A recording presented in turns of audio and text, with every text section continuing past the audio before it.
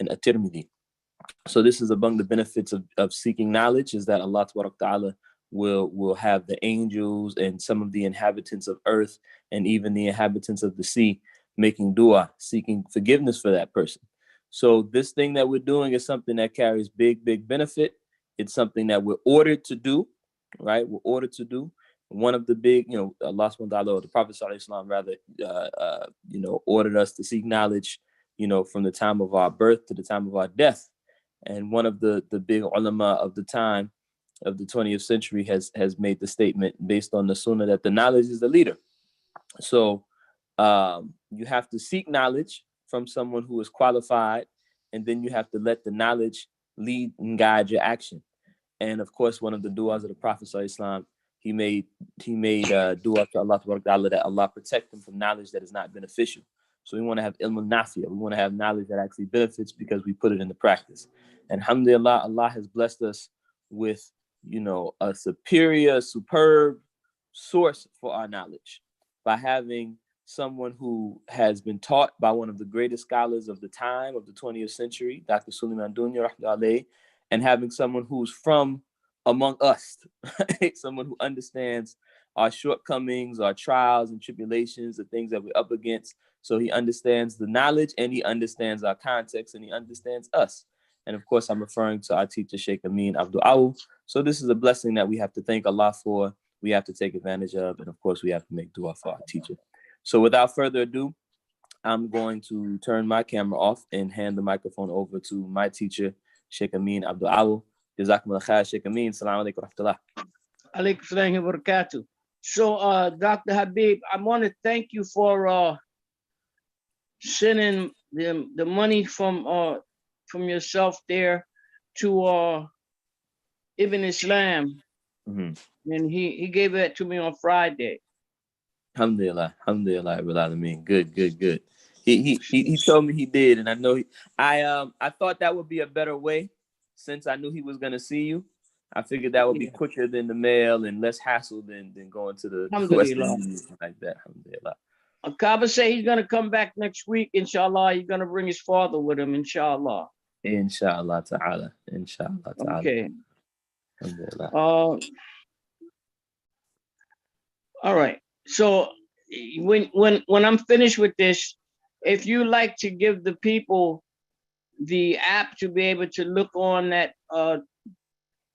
Friday Kuba from Harlem, you have my permission to do it if you like.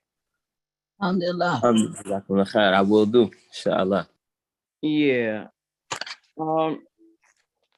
أعوذ بالله من الشيطان الرجيم بسم الله الرحمن الرحيم الحمد لله رب العالمين والصلاة والسلام على أشرف المرسلين سيدنا محمد وصلى الله عليه وعلى آله وأصحابه وسلم وتابعين اللهم بإحسان إلى يوم الدين. So,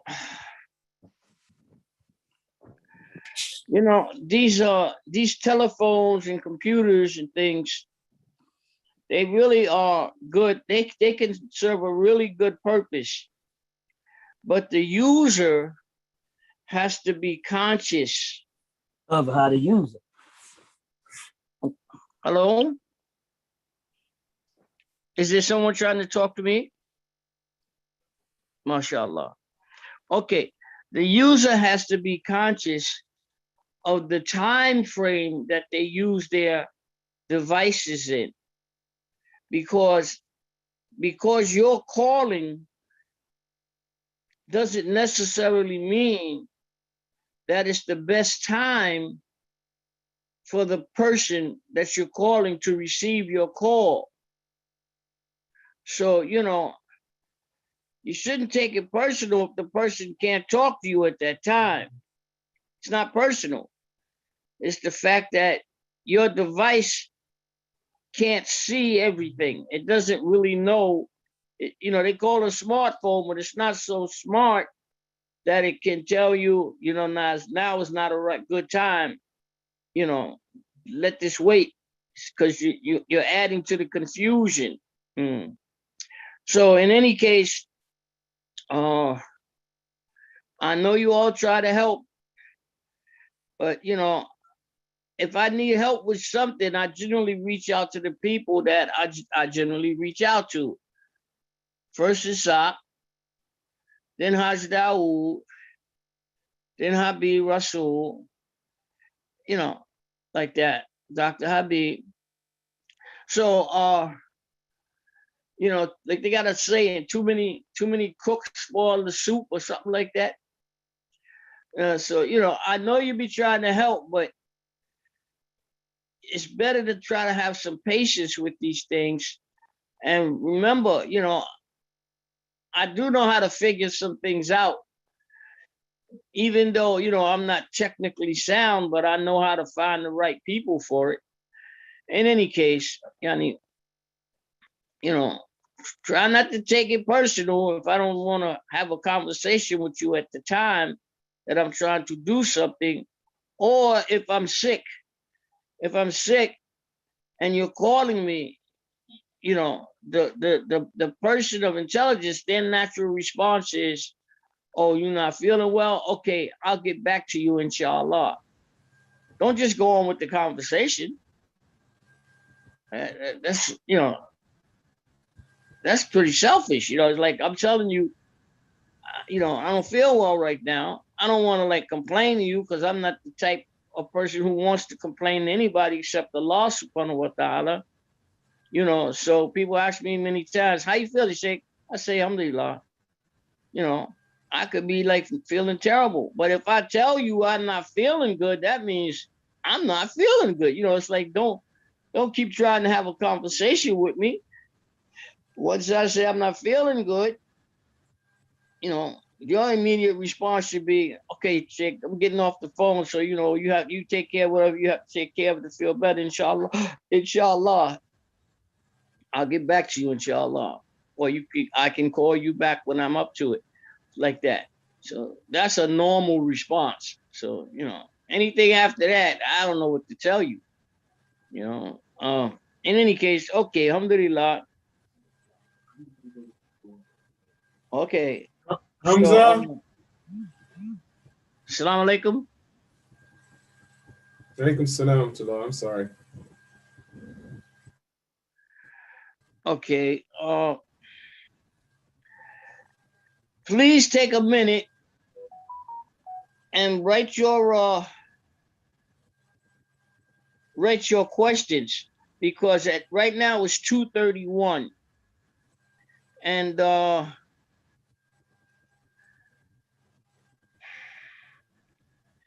you know, I want to be able to at least answer your questions before my time is up here today. Okay. In any case, the people of Tasawwuf,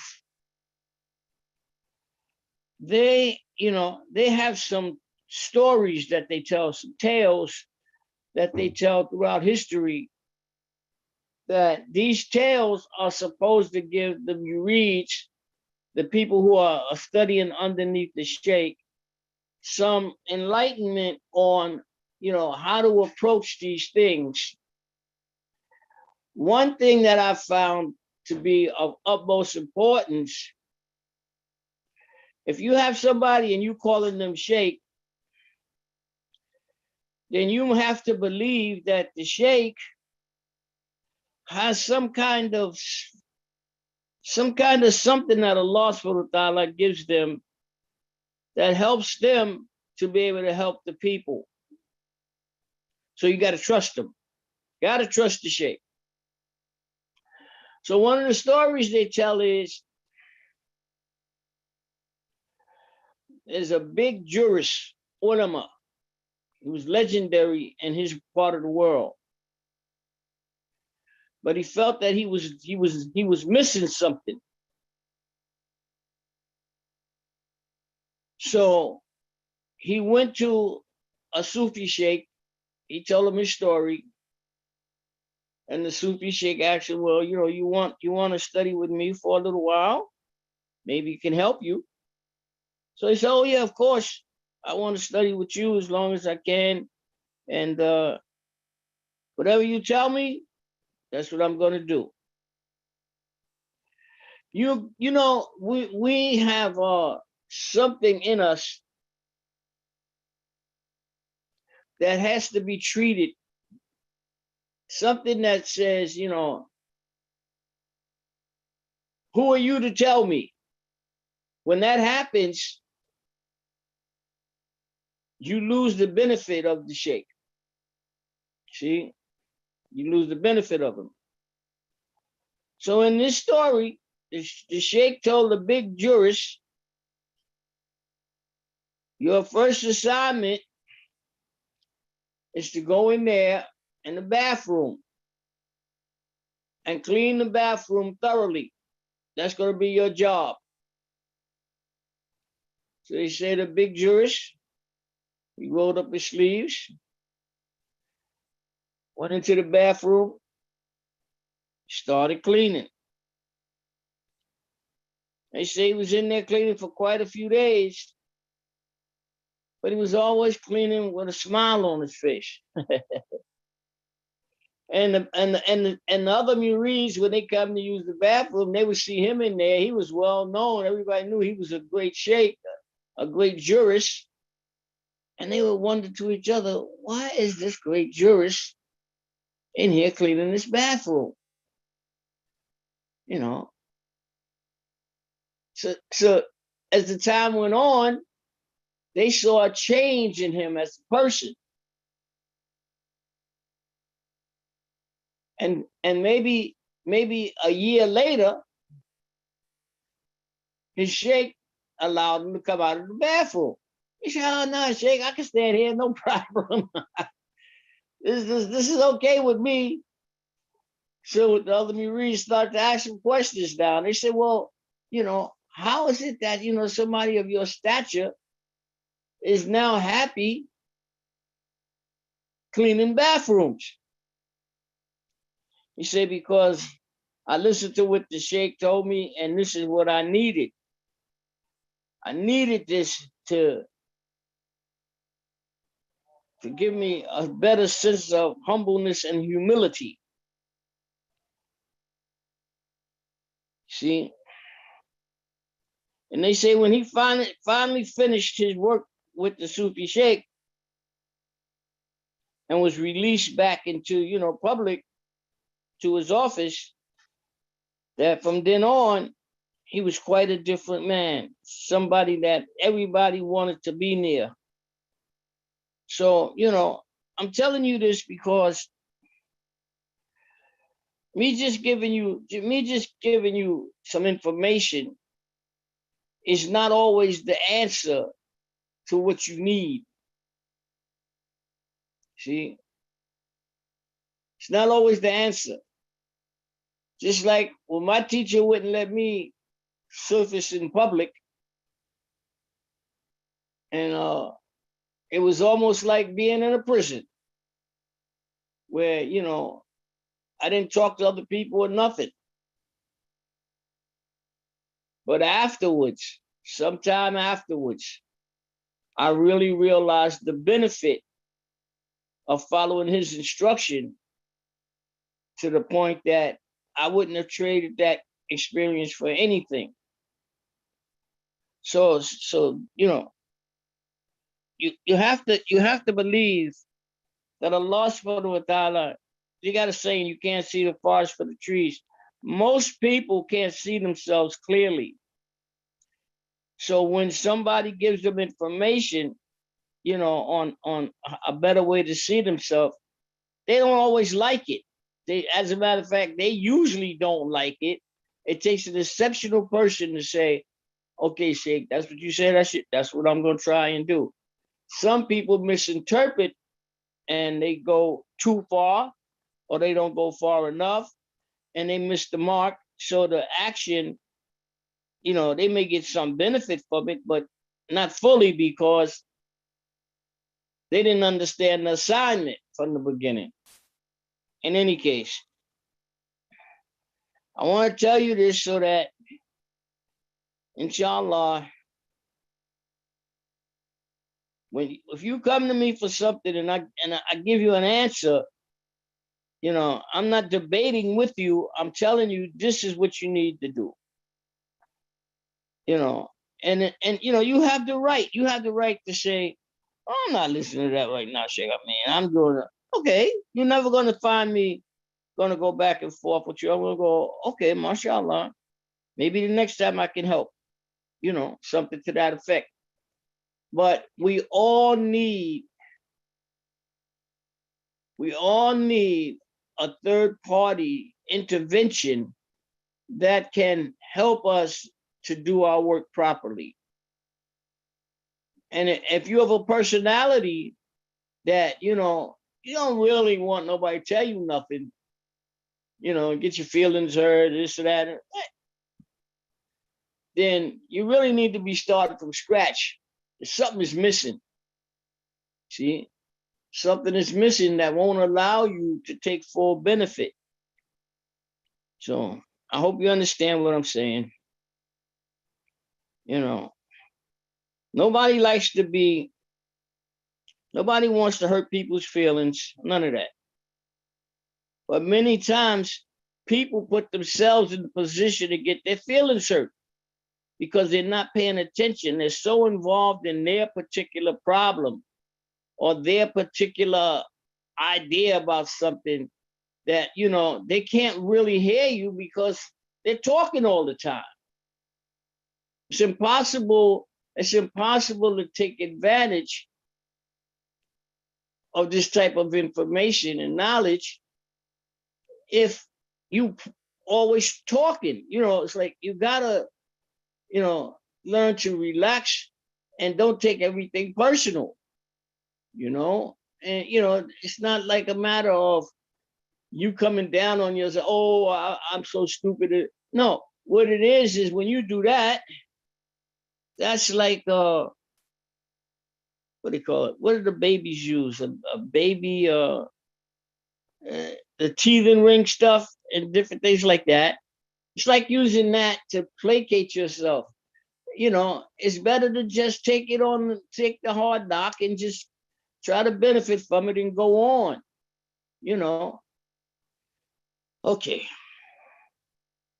I did my best. Okay, anyway, inshallah, I tried to give you enough time for any type of questions you have and things like that. Frank, I gotta talk to you after this class is over. And like that. Okay, Dr. Rasul, you looking for questions? Yes, Sheikh, I am. Okay. Isaac, thank you so much for helping me, and thank you, Hajj Dawood, for helping to get this accomplished. Alhamdulillah. Alhamdulillah.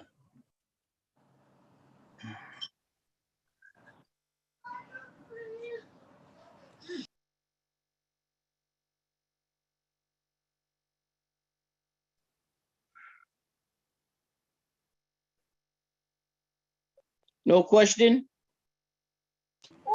Not yet, Sheikh. Does anybody want to have a question? No, you can use this one, son. This one is yours. This one is yours. I'm sorry.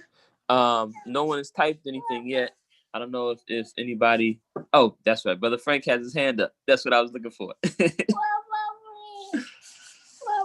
Use this one. What did he say? What is it? 1202. Salam alaikum. Is that Ibrahim or Muhammad? Yeah.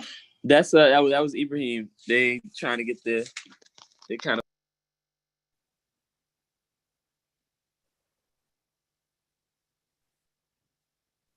So. Oh, I'm sorry, Sheikh. I didn't know I was on mute. I was saying it was that was Ibrahim. He was asking for a water bottle. Water bottle, please. Water bottle. Well, you better get a glass. Ibrahim, you better get a glass and drink your water. Oh, and also, Sheikh, I was saying, Brother Frank had his hand up with a question. Okay. Salam alaikum. Alaikum salam tullah. I had a question recently. My wife and I were praying and praying Maghrib, and she realized afterwards that she forgot to pray. So That she forgot to pray what? Masa?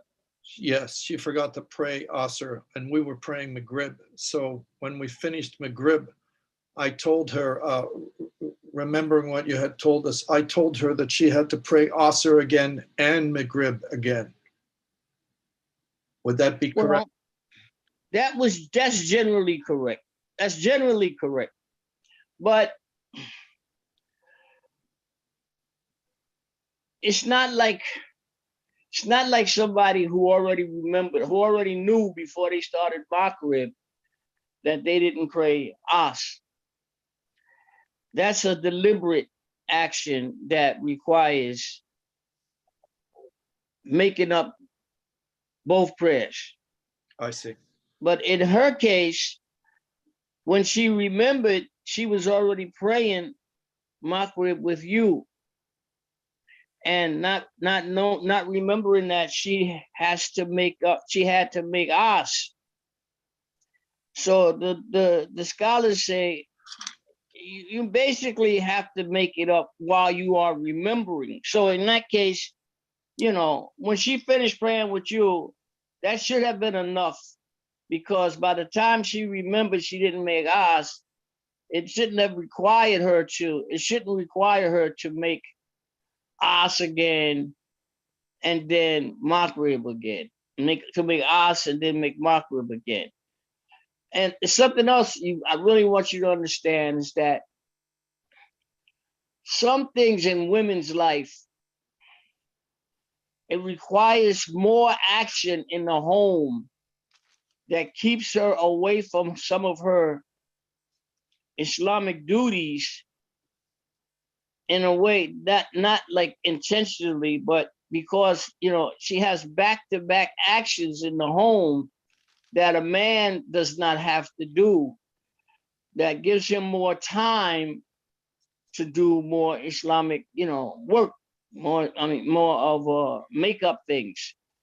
So in general, if she remembers after some period of time, Islam is not going to say to her, okay, stop feeding the baby or stop doing this or that. No more cooking for now. You got to go make up your prayer. No, it's not going to do that.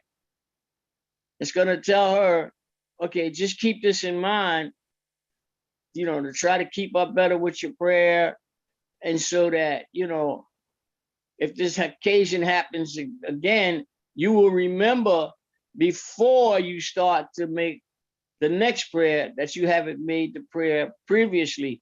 So she have to plan out her time, because in the home, many times it's a lot more difficult for the woman, because she's like catering to everybody's necessities and so on and so on and so forth. So Allah subhanahu wa ta'ala, He forgives things like that. It's like He don't want to punish you anyway. He don't want to punish you. He just wants you to have respect for Him, to the point that, whatever He asks, you try to accomplish, unless it's something that you have forgotten or you are forgetting. He don't punish you at that time. Okay. To step back for a minute, then, are you saying that she wouldn't have to pray Asr then after Maghrib? She wouldn't have to make it up. She would have to make Asr, but she may not have to make Maghrib again. I understand. Shukran. Yes. Afwan. As you like.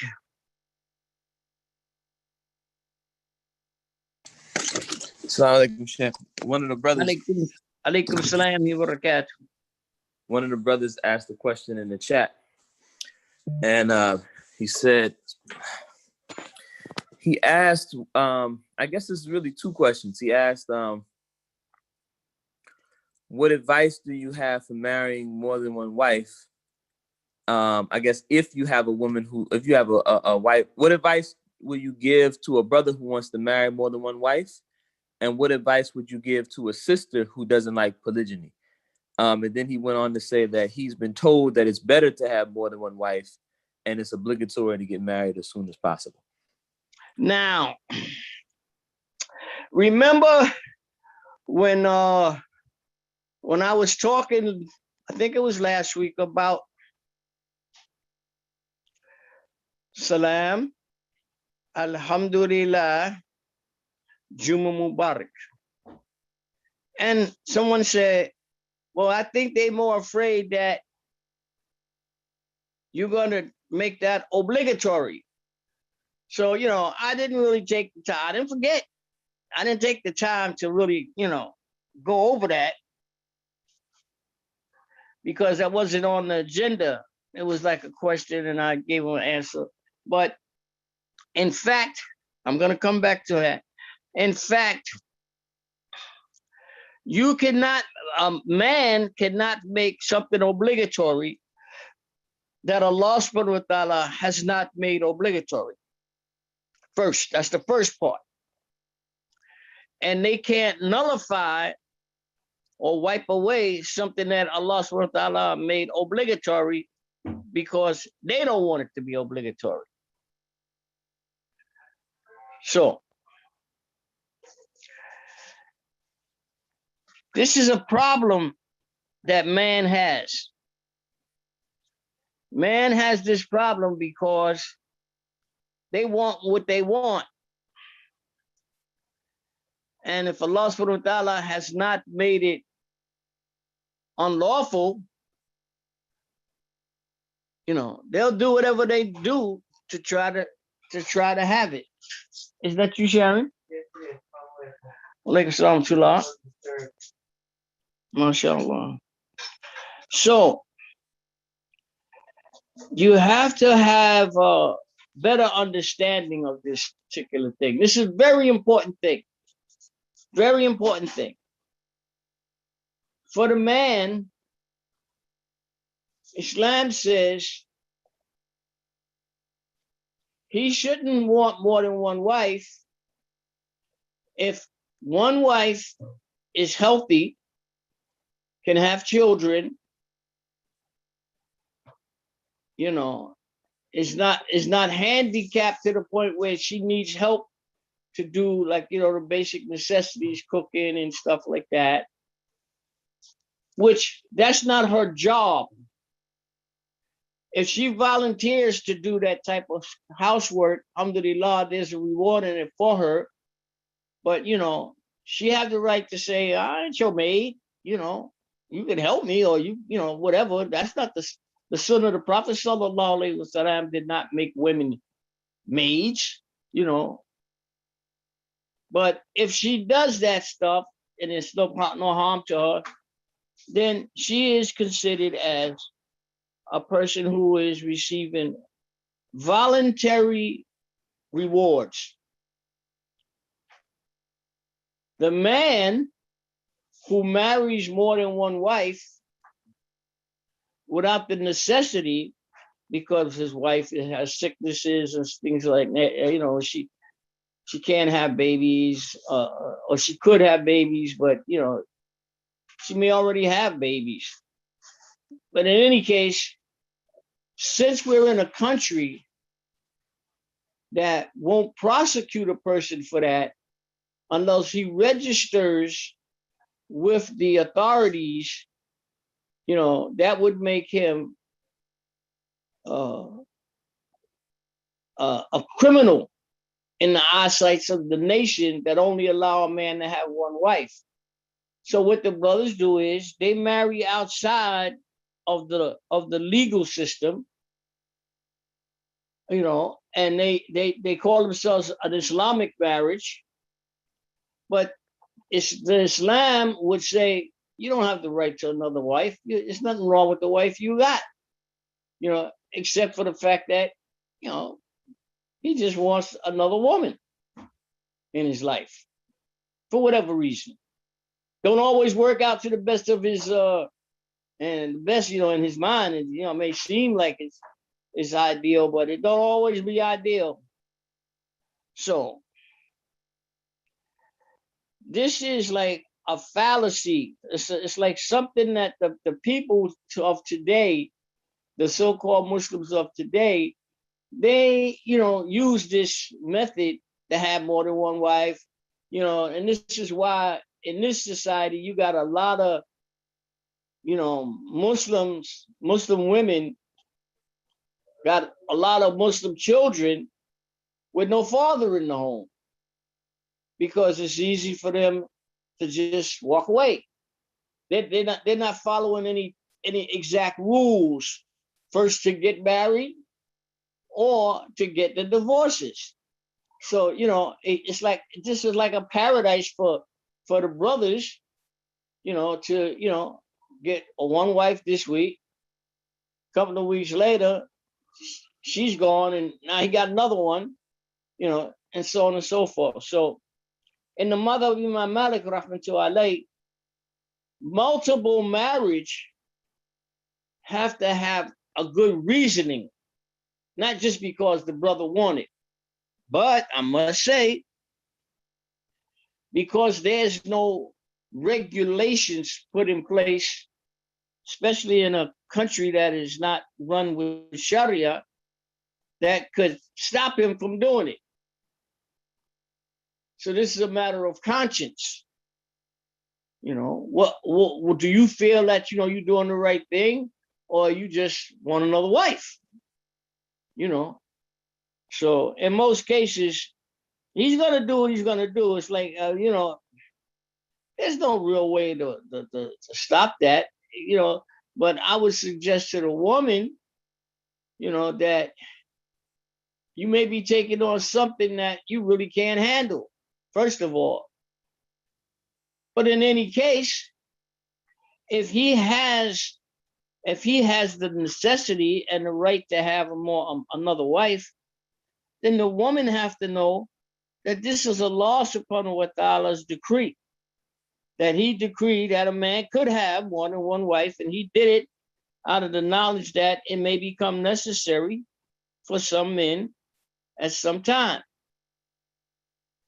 Now, you know, I've had brothers tell me, yeah, well, you know, my second wife, you know, she's okay with the first wife, you know, which is, you know, everybody's not the same. So yeah, she may be okay with that. But, you know, for the most part, the nature of women is not like that. For the most part, even the wives of Muhammad sallallahu alaihi wasallam and the wives of the Sahaba, some of the greatest people ever to be on earth, they didn't particularly like the idea of him, you know, being with another woman.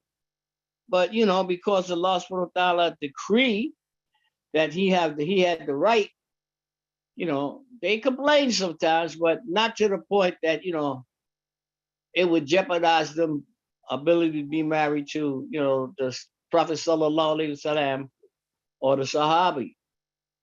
So, you know, we have the wrong.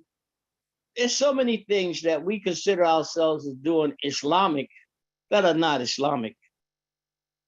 They're Abdullah, they're Muhammad, they're Mustafa, you know, but they're not the Islamic way. They're our way. And, you know, we have a tendency to bring that into Islam as if it's the Islamic way.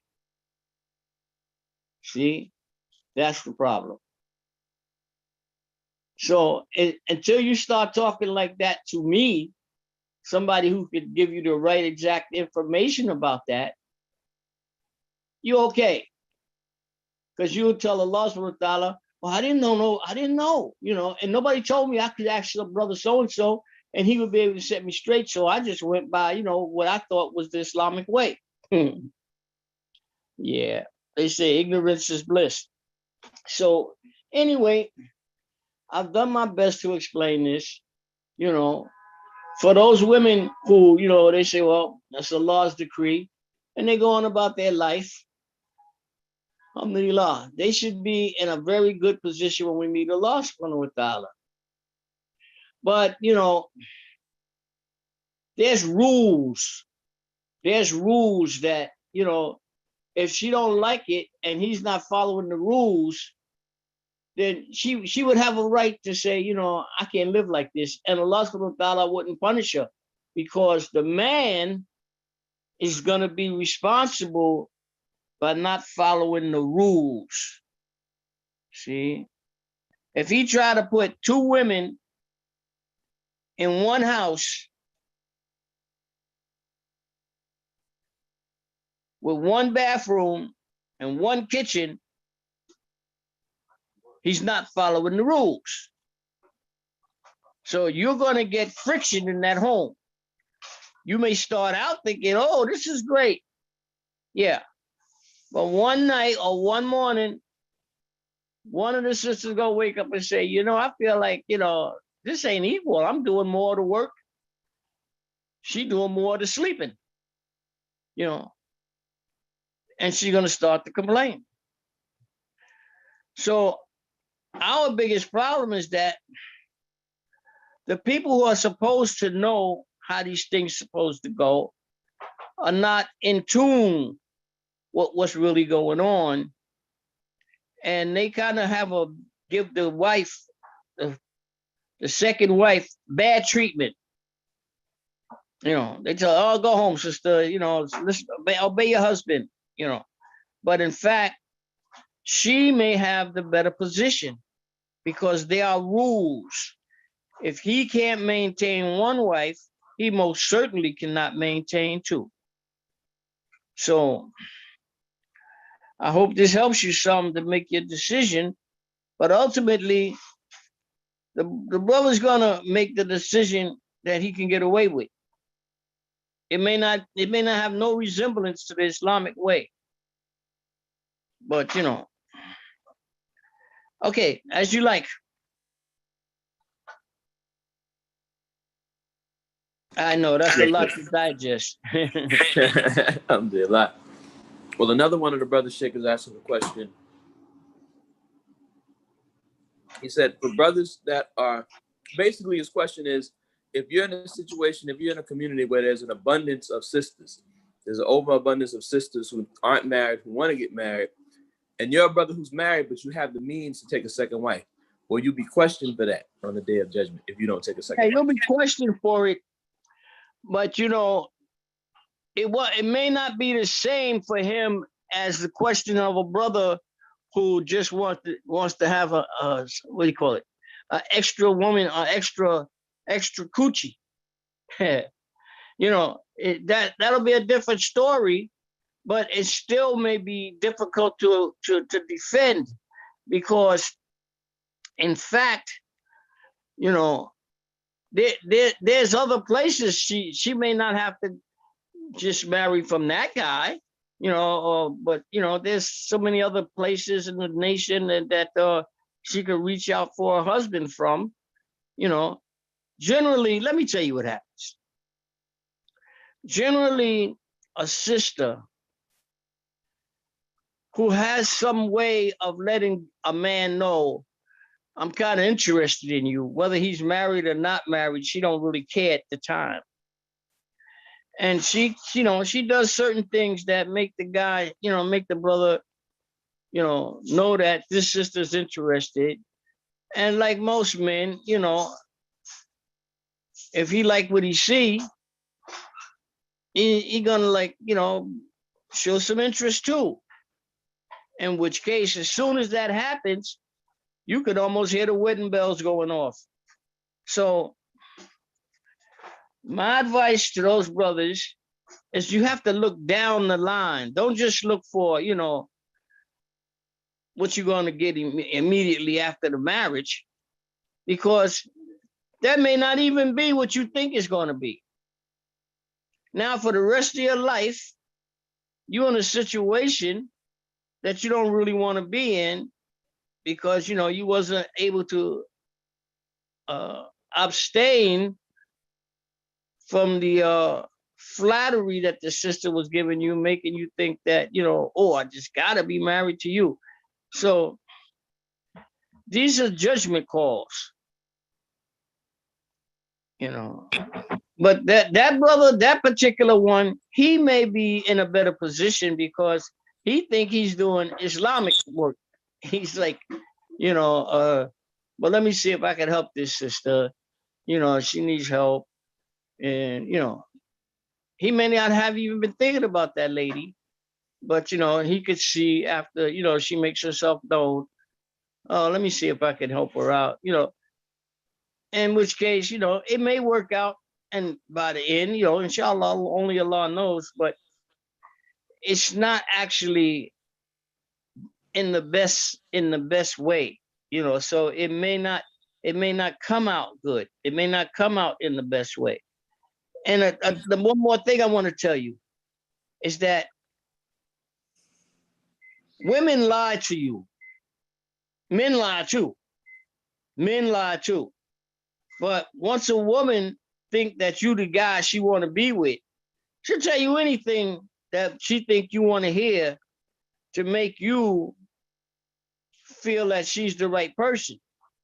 Maybe a year or two down the line, you find out that wasn't true. You just want to get married. See? In which case, you started off on the wrong foot, and it's probably going to wind up on the wrong foot. So these are judgment calls. There is no exact way except by the rules. If you understand the rules, if you don't understand the rules, it's better to ask, just like you're doing now. You see? Now, in other countries, they have the rules too, but their rules are more by finances than anything else. See? Their rules are more by finances than anything else. And the family they have their hands all over the marriage because of the finances.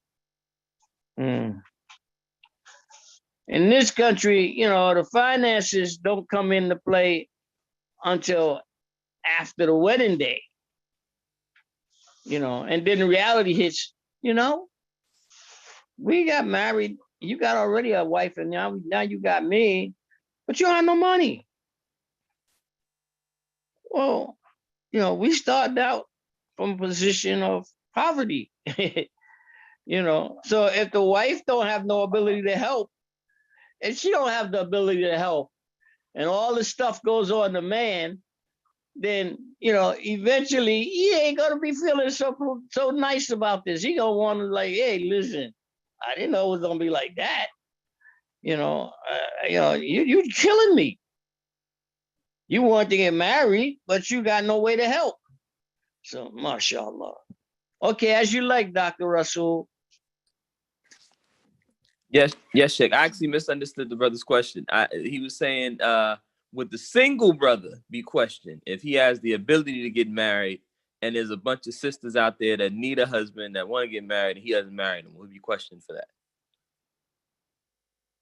Should he get married? Is that what you're asking me? No, will he be questioned for not getting married or taking too long to get married if he has the means to get married and there's sisters who 50%, need and want to get married? 50% of your deen is marriage. 50%, half of the deen of a man or a woman is in marriage. Now, what they mean by that is that it's kind of selfish for the man who has the ability to take care of himself and buy extra food and just different things, to not share that with somebody who needs a man, who needs a husband, a good husband, and they can grow into Islam and be Muslims together. So, I didn't even explain that quite well just now. It's much more to it than that. But in any case, if he don't have an excuse for not marrying, like let's say an excuse for not marrying would be that he has herpes that he contracted. And so, the scholars don't recommend that he go to a woman who doesn't have herpes and marries her. And then, tries to have children with her because he's infected something into the community. that would be an excuse or a reason not to get married, unless he could find a woman who has the same illness as him. And then they would have to confine all of their activities between each other. And then, of course, he couldn't marry nobody else. He couldn't marry anybody else because he would be infecting the community. But in general, there's really no sound reason unless, he's like in Egypt.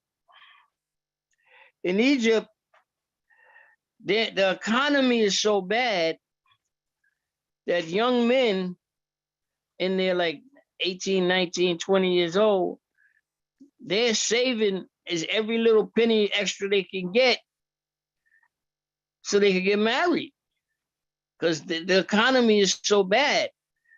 So what happens is sometimes they save for 10 years before they have enough to get married. My problem with them was that how can you be a poverty-stricken person in a poverty-stricken community, save for 10 years to get married, and then to make the woman's family seem more prominent, spend most of the money you saving in the last 10 years for 1 day or 2 days worth of party stuff for the marriage. That don't make no sense. The Prophet Sallallahu Alaihi Wasallam say the best marriage is the one that's with least expense. They don't hear that. They it's like they mostly involved in the social aspect of getting married and Okay, as you like. Alhamdulillah, Jazakallah khair. Shaykh Ameen. Brother Abu Yassin also sends the salams and asks for forgiveness. He had to run. Yeah, I know. I talked to him already twice today about that. Alhamdulillah. And Shaykh, one of the sisters is asking, is there any particular ibadah that you would advise for people to do for the 15th of Sha'ban, Nifs of Sha'ban?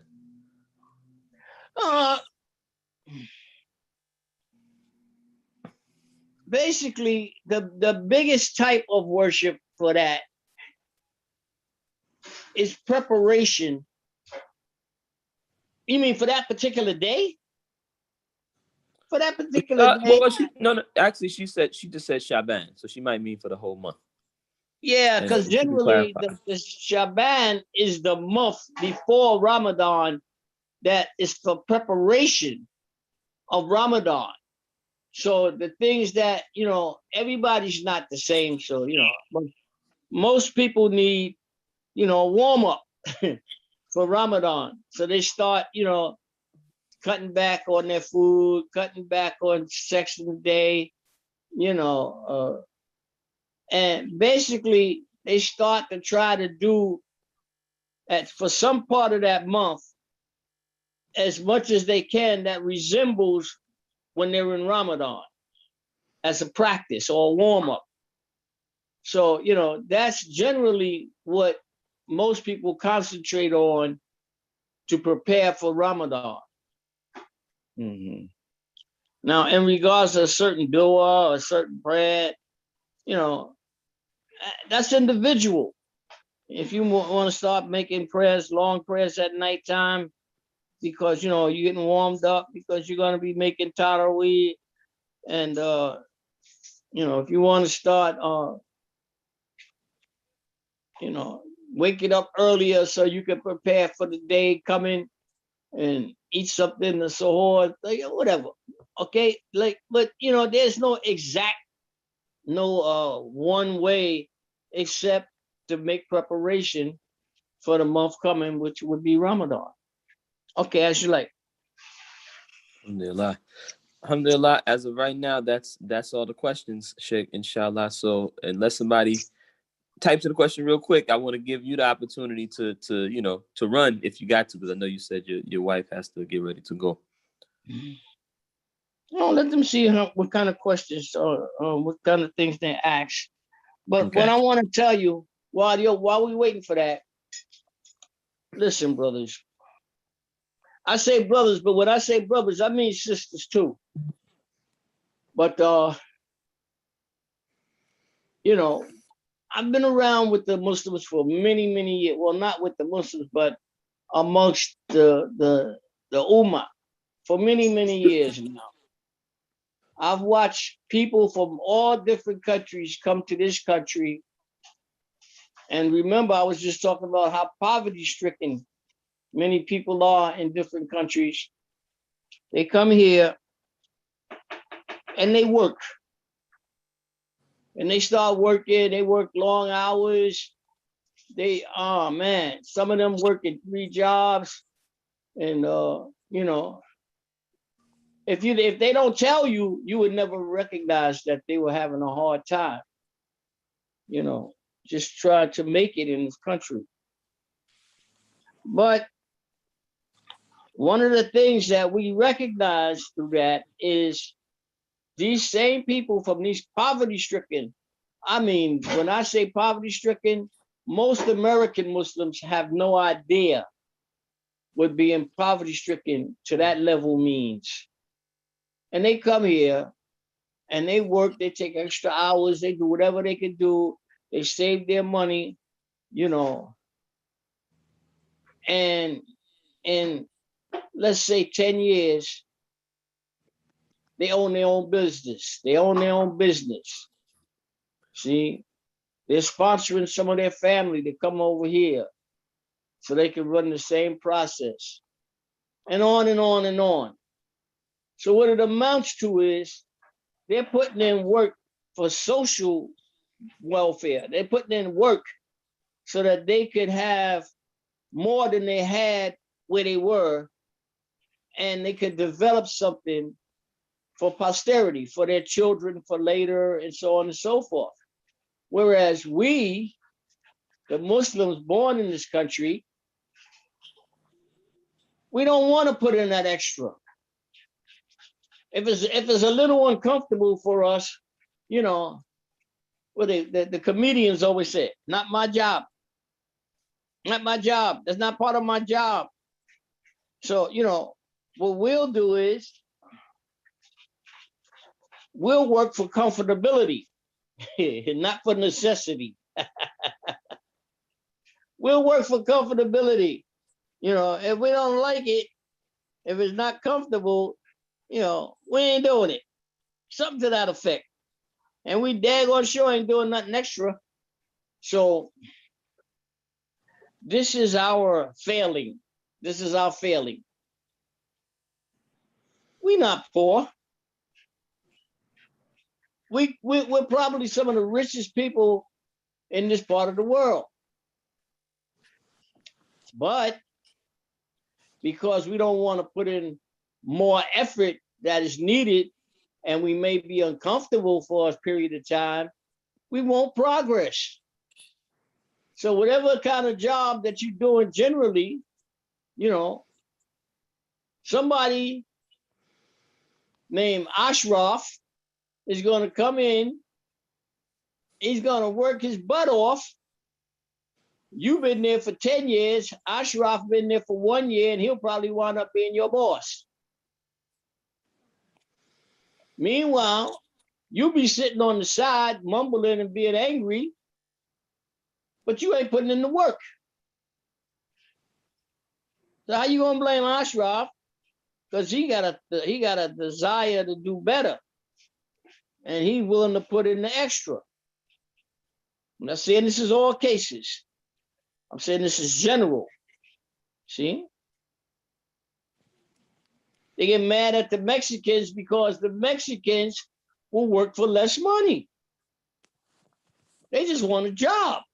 They don't care if the job includes sweeping the floor or not. You know, they want the job so that they can bring a couple extra dollars home to their family.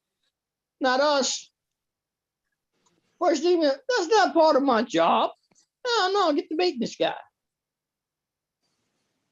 So don't be surprised when the company say, well, we don't need you, but, you know, we can use Ashraf because, you know, he got double duty. He'll do this and that for less money than we paying you just to do that. And then we act surprised when we're not getting, going no further because we're not willing to make that sacrifice to go from point A to point B. That was my biggest fight I used to have with the Africans in Egypt. They had no respect for us as a people. They say, yeah, man, but the Americans, the American Muslims, they always act like they better than everybody. But, after all these years, they're not progressing. And I mean, I would defend the Muslims, of course. I defend the African Americans, of course. But in fact, they got them was right. And they always want somebody to give them something. Always want, always act like, the world owes them something or somebody owes them. And generally it's their own fault because they wouldn't go to school. They wouldn't behave themselves enough to stay out of jail. All these things that we know is detrimental to your social being when you're trying to raise a family or when you're trying to move on to another level of your life.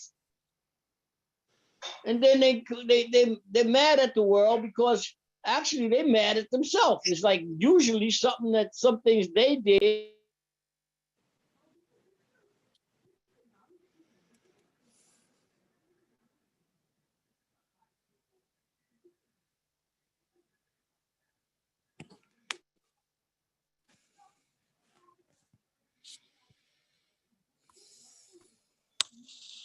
Okay. Just let it go. I put it on decline. All right. Okay, Dr. Habib, you wanna tell me something else? Yeah, Shaykh. I didn't hear the last thing you said because I had something funky going on with my phone. So, so I don't know if you were trying to tell me anything. Oh, brother Amir, did you have a question? No. I think Shaykh Ameen, he put himself on mute because I saw the the little icon on the bottom. It was like crossed out. I was declining the call that came in on his phone. Oh, okay. Don't worry, you ain't missed nothing. So I needed to mention that because I see a lot of people, they're always trying to blame their life on somebody else.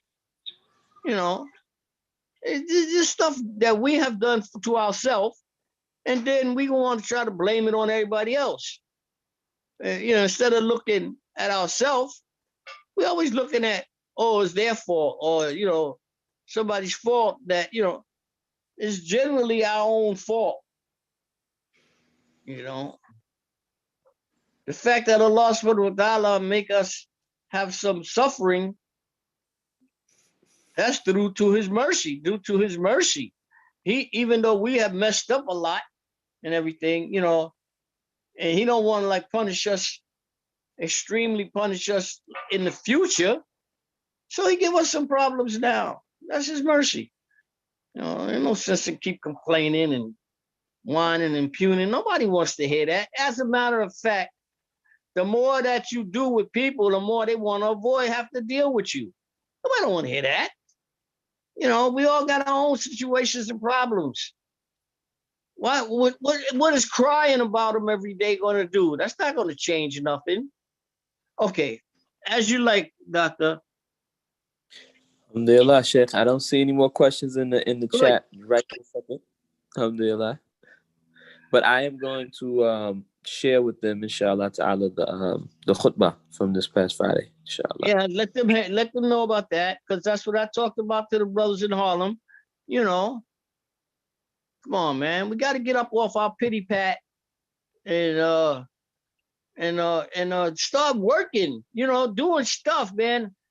Collaborate. I know we've had problems in the past where some con man or some thief has stolen collective amounts of money that we were earmarking for some kind of industry or something. But we can't stop there. Well, all our progress stops because some slick dude got over and stole $1 million from us. We are rich people. That's not going to stop us. Only way that stop us if we let our emotions tell us, oh, Abdul stole from me, and I was going to help to pave the way for a new school. So, I'm not working with no more Muslims. That's like you failed the test. That's all it amounts to. You failed the test. When these type of things happen to you, either you take the high road or you fail the test. The high road is, okay, that didn't work. Let's see how we can use the knowledge of that to save us from that happening to us again. MashaAllah. Okay, I'm happy to have been able to talk to you for a little while. Frank, I need to talk to you. And I'm going to stop this class right now and allow Dr. Rasul to give some information that the people may be able to benefit from, inshallah. I'll call you after class. Thank you. Thank you, Frank. So Dr. Rasul, Yes, Shaykh. yeah, thank your wife for offering to help my wife learn how to get to in touch with Sheikh Mai in case it becomes necessary that she have to call Sheikh Mai for something for me or for the Muslims in general. But Okay. I don't want her to. I mean, if she has the ability and the freedom to do it, because she's like she have a lot on her plate. I don't want her like to make any problem for herself or the children. I know she would undoubtedly would try to help as much as she possibly could. I know that. But I don't want her to get injured in any kind of way or make any type of problem in the house or anything like that. So, No you problem, guys are Shaykh. No they're problem. probably smarter than me. So I think that at the end of the day, you'll know what is best to do, inshallah. Inshallah. Okay. Alhamdulillah. Jazakallah khair. Thank you, Shaykh. Thank you. I can stop now. Yes, Shaykh. Yes, Shaykh. اللهم إني أسألك من كل خير سألك منه محمد نبيك صلى الله عليه وسلم وأعوذ بك من كل شر استعاذك منه محمد نبيك صلى الله عليه وسلم اللهم اغفر لنا ما قدمنا وما أخرنا وما أسررنا وما لنا وما أنت عالم به من نار ربنا آتنا في الدنيا حسنة وفي الآخرة حسنة وقنا عذاب النار اللهم إني أعوذ بك من الماء والممات ومن فتنة القبر ومن فتنة مسيح الدجال ومن عذاب النار وسوء المصير وصلى الله عليه وعلى آله وأصحابه وسلم تسليما كثيرا. السلام عليكم. Wa alaikum salam rahmatullahi wa barakatuh. Thank you so much, Shaykh Ameen. And the people are thanking you for another very informative class. Jazakallah khair. Alaikum salam. Wa alaikum salam, Sheikh Ameen. عليكم السلام وبركاته. Take care of yourself. Thank you. Mhm.